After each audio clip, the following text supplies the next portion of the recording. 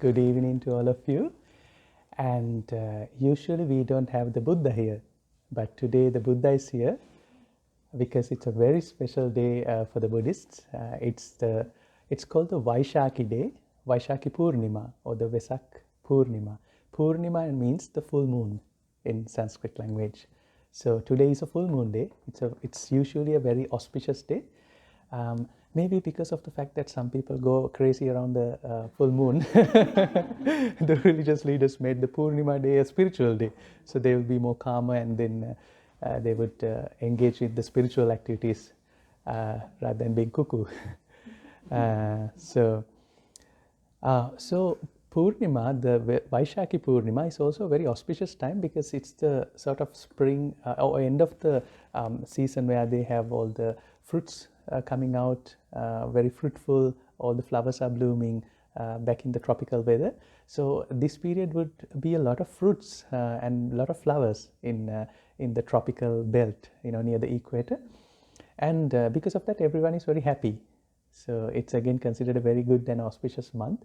So Buddha's birth and enlightenment and the death, all three happen to be on a Vesak day. Again, when we go to the dates of religious leaders, for example, did Jesus really was born on the 25th or 24th exactly? So there are different ideas about that. So whether Buddha was born, died, and enlightened on the same day, there might be different views on that. But we celebrate it as a cultural, as part of the culture. And often for our meditation, I do not bring the cultural or the ritualistic elements usually. I always try to keep it very, to separate. I keep the Buddhism with the ritualistic components, with the symbols and all the culture associated, away from the teaching, because that is the teaching is intended to be. It's a very non-dogmatic practice, which is not also a faith-based practice. So it's a non-dogmatic, a practice based on mindfulness. So there's a verse in the Pali Canon which says, Buddha tells to the disciples, Ekainam bhikkhave maggang sattanang visuddhya chattaro satipatthano. That's in Pali language, which means the only way that I prescribe to my disciples is the path of mindfulness. So that mindfulness is, that's why I sometimes don't bring the cultural and the ritualistic aspect, but I'm going to tell you about the cultural and the ritualistic aspect today, which also I don't discuss usually during our other talks on other days, but I will tell about all that today. So I'm sure that you have seen Buddha at many places. And the beginning of Buddha goes to about 400 to 500 BC. Exact date is also a little debated, but between the 500 to 400 BC, Buddha has appeared in the northern part of India towards Nepal, the current day Nepal. India, Nepal was not there back in the day, so there were many different kingdoms. And Buddha's father happened to be a king. So Buddha was born as a prince. He was born with a silver spoon in his mouth. He lived a very luxurious life. In fact, when he was born, there was a prophecy. Again, it's very normal for a person who's born in my country, for example, Sri Lanka or in India, to have a horoscope which has the birth time and the birth chart and where the stars are, Aries, And when the astrologers saw Buddha's birth time, they said this person is going to be either he's going to be like a really strong spiritual leader whose name will be there for many years to come, or if he goes the other way, he's going to be a very powerful king. So his dad naturally wanted to keep the power in the family, I think. So he did not want the son to become a spiritual leader. So they say that the father supplied him with an unlimited supply of indulgences, music, food, girls, all the things that one could enjoy. So at the age of 16, he was still feeling something wasn't right, but absolutely nothing was wrong in his physical existence. He had all the money, the chariots, the servants. So his father even removed the old servants and always had the new servants. Even the old flowers were removed and the new flowers were kept every day. And he had 3 palaces for spring, rainy season, monsoon, and summer. So he lived a very luxurious life, but then he came to a point where he was trying to find something, and he found that this lifestyle is not my thing. I'm going to find it elsewhere. So then he left his home, and then he embarked on a spiritual journey. So after the age 29, he embarked on a spiritual journey for the next 6 years, where he went to many modern contemporary ascetics at the time. Alarakālāma, Uddakarāmaputta, many famous Hindu ascetics actually, yogics. He was a master of yoga. Buddha was a master of yoga. He practiced, when I say yoga, back in the day, yoga wasn't the stretching exercise it is now. It was a different practice of a spiritual, with a spiritual aspect.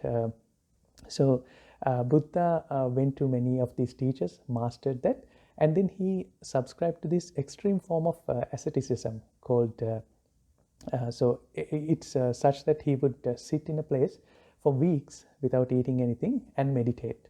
So they say that at one point he was really, he almost fainted because he did not have food. So he passed through a very hard form of asceticism, an extreme form of asceticism.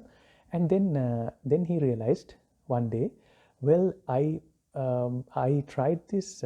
I tried the best luxuries in my life. I was trying to indulge myself to the maximum that you could imagine. Imagine being a rich kid born to a rich father, and you have everything upon your disposal, and the father is supportive of that. So then you can have a lot of fun with that. And then he subscribed to this extreme form of asceticism where he meditated a lot, went through different practices. He found that these both are two extremes, and my liberation, my enlightenment is through neither. So I'm going to subscribe, or I'm going to find the middle path of that. I'm going to let go of that extreme form of hedonism, and I'm going to let go of that extreme form of asceticism, and then I'm going to try the middle path. And then he sat under a tree, which is a peepal tree in Indian language, or a papal tree, or a bodhi tree. You would find one up in the shrine room. There's a small plant, a small tree. So he sat under that, and then on a day like today, Vesak day, under the full moon, he got enlightened. So I think it's a good thing. If you are going to get enlightened, today will be the good day. Right? We have the tree also up there, Bodhi tree. So Buddha in Sanskrit Pali language means the one who's enlightened. So Buddha is not the name of the Buddha. His lay name was Siddhartha, and then when he became an ascetic, he was called Gautama, or even the ascetic Siddhartha. But then when he got enlightened, and when he started preaching his doing the teachings, he was called Siddhartha Gautama, the Buddha. So the Buddha is form of a title. It's like principle. It's not a name. It's a title. Someone who has attained the Buddhahood is called a Buddha. And then since that, Buddha initially had 5 of his close friends who were ascetics. They were very close to him. But then when Buddha left that extreme form of asceticism, the friends thought, well, he has got it wrong. We are not going to follow him, and they left him. And then when Buddha got enlightened and came back to them, they refused to believe that Buddha was enlightened. But they did not want to be disrespectful, because they knew Buddha was a person with a lot of integrity. He would never lie. He would not say that I'm enlightened, otherwise he's really enlightened. So they thought we are going to listen to them. So they were talking for 1 week, one full week, and until that 1 week, they did not believe that Buddha was enlightened. But at the end, they figured, well, Buddha is enlightened, and they also attained the same state of mind that Buddha had. So they were the first disciples of Buddha. So me being a monk, that would be the first starting point of a monk. So this first monk who got that ordainment is called Anya Kondanya.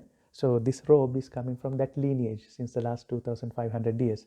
But during that time, it has gone through like a spring which comes out and then goes through the terrain until it ends up in the ocean. It goes through many changes and many transformations. Sometimes the water is very crystal clear. It can become very green. It can become very muddy, and then it ends up in the ocean. So the same thing happened to Buddhism as well. It's happening to Buddhism as well. So the form of Buddhism that I belong to is called the Theravada tradition of Buddhism. which is mostly available in Thailand, Sri Lanka, Cambodia, Laos. You could call it the more orthodox form of Buddhism. So we are a little strict about everything. And then we also find the Mahayana form of Buddhism, which is basically the Buddhism you find in China, Korea, Japan, Vietnam, countries like that. So it's very interesting when Buddhism goes in these different geographical regions, it takes the shape of the current belief system of the geographical region that the people are there already. So for example, when Buddhism came to Sri Lanka, Sri Lankans at the time were very animistic. There was animism. Like the indigenous nations here today, it was based on animism. So there was a lot of worshipping around trees. So the tree was a big symbol which got associated with the Theravada or the Sri Lankan version of Buddhism. So the Bodhi tree is a very essential element in the Buddhism there. But when it went to the other side through the Silk Route, you know what Silk Route is, right? The China connected to the Asia and the rest of the Asia and Europe to Constantinople and Rome. It was a Silk Route, so there was a Silk Route path over the Tibetan mountains, and when it went that way, the people who took Buddhism were merchants, so to speak. So the merchants took the Buddhism, and when it landed in China, China already had Taoism, and Confucianism. So it's also sort of took that form of integration when Buddhism integrated to that society. So in the Mahayana form of Buddhism, which is the largest form of Buddhism, you would find a lot of deities like Avalokiteshvara, Tara Devi. There's a lot of deities, and the concept of Buddha is slightly different. The Buddha there is a reincarnating Buddha. Buddha keeps going, and when it went to up north in India, like Bhutan or up further away from Nepal, it merged with certain other practices like tantric practices, tantric and yogic practices. So the Vajrayana Buddhism, which went up there, has a lot to do with the forms of yoga, meditation, and tantric practices. So a tantric Buddhism was born. When the Buddhism came to the Western world in the last 100 years, it had another version, a secular form of Buddhism. So Shambhala Buddhism is said to be a very secular form of Buddhism, which went in different ways. And then we also find certain interesting people like S.N. Goenka, who also does not directly say that I am a Buddhist, but he incorporates a lot of Buddhist practices of the Vipassana meditation of S.N. Goenka. So he's been one coming from a lineage of monks and ascetics from Burma. And then there was D.T. Suzuki, who formed the Zen version of Buddhism in the West. Zen was always there in Asia, in Japan, but Zen in the West by D.T. Suzuki. And we also have modern day people like Dr. Ambedkar from India. There was a movement called the Dalit movement, who were the untouchables in India. Untouchables as in the society was based into a factional system where there were Brahmins who enjoyed all the land, the Kshatriyas, and these untouchables, the Shudras, they were very marginalized. They did not have rights. So then philosophers like, or politicians like Dr. Ambedkar, he made a neo-Buddhist movement, and that Buddhism is also now available in India.